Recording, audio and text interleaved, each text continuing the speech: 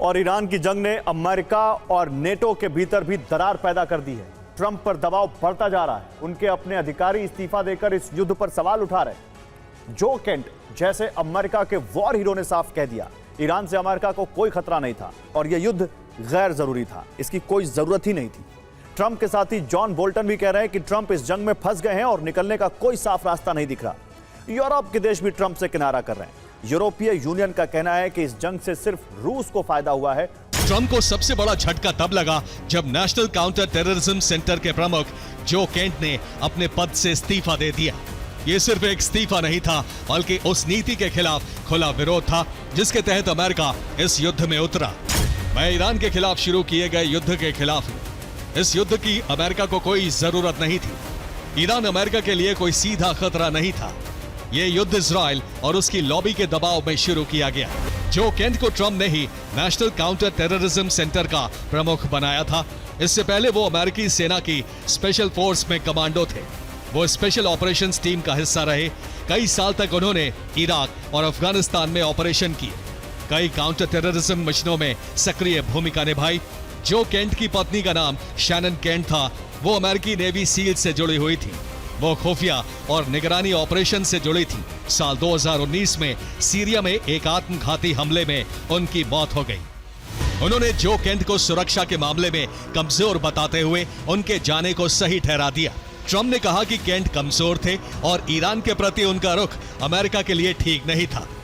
America के लिए यह अच्छा है कि उन्होंने इस्तीफा दे दिया। बोल्टन का मानना है कि ट्रंप इस युद्ध में फंस गए हैं और उनके पास इससे बाहर निकलने का कोई साफ रास्ता नहीं है।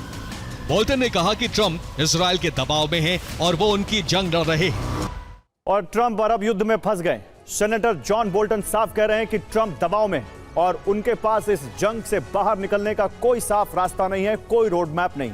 और दूसरी तरफ नेशनल काउंटर टेररिज्म सेंटर के प्रमुख जो केंट के इस्तीफे ने भी ट्रंप के खिलाफ अमेरिकी सिस्टम में चल रही बगावत को हवा दे दी है। ट्रंप के साथ खड़े नेटो देशों में एस्टोनिया है, जो इतना छोटा और इतनी कम सैन्य शक्ति वाला देश है कि ट्रंप को सिर्फ सांकेतिक समर्थन दे सकता है।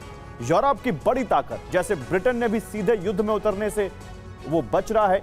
दूसरी तरफ बड़ा यूरोप इस जंग से, यूरोप का एक बड़ा हिस्सा यूरोप इस जंग से दूरी बना चुका है। ग्रीस, पोलैंड, फ्रांस और जर्मनी सभी ने साफ कर दिया है कि वे इस युद्ध का हिस्सा नहीं बनेंगे। ग्रीस के प्रधानमंत्री किरियाकोस मित्सोताकिस कह चुके हैं उनका देश इस जंग में शामिल नहीं होगा। पोलैंड के प्रधानमंत्री डोनाल्ड टस्क का कहना है कि युद्ध उनकी सुरक्षा से जुड़ा ही नहीं है।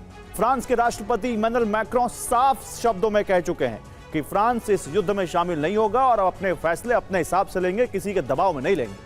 यानी यूरोप बढ़ चुका है और अब हालात ये हैं कि नेटो के अंदर ही दरार दिख रही है। डोनाल्ड ट्रंप कह रहे हैं कि उन्हें नेटो की जरूरत नहीं है और दूसरी तरफ अमेरिकी सेनेटर लिंडसे ग्राहम चेतावनी दे रहे हैं कि अगर नेटो देशों से सहयोग नहीं मिला तो इसके परिणाम गंभीर होंगे।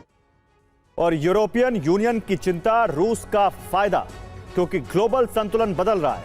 कैसे, अब इसे समझिए। यूरोपीय संघ की विदेश नीति प्रमुख काया कलास ने कहा है कि अगर यह युद्ध लंबा चला तो इसका सीधा फायदा रूस को होगा। तेल की कीमतें बढ़ेंगी और जैसे ही तेल महंगा होगा रूस की कमाई बढ़ेगी। दूसरी तरफ यूक्रेन, जो पहले से ही जंग झेल रहा है, उसे और नुकसान उठाना पड़ेगा। यानी एक तरफ मिडिल ईस्ट में युद्ध और फायदा रूस उठा रहा है, जबकि नुकसान यूक्रेन झेल रहा है। इसीलिए कहा जा रहा है कि ग्लोबल बैलेंस बदल रहा है, वैश्विक संतुलन डगमगा रहा है। अब जर्मनी का रुख देखिए, जो इस पूरे संकट पर सबसे साफ और सीधा संदेश दे रहा है। जर्मनी की विदेश मंत्री एनालेना बेयरबॉक ने दो टूक कहा है कि अगर अमेरिका होर्मुज जैसे अहम समुद्री रास्ते को सुरक्षित नहीं कर सकता तो यूरोप भी ये काम नहीं कर सकता। यानी ये साफ संकेत है कि ये लड़ाई ताकत से नहीं जीती जाएगी,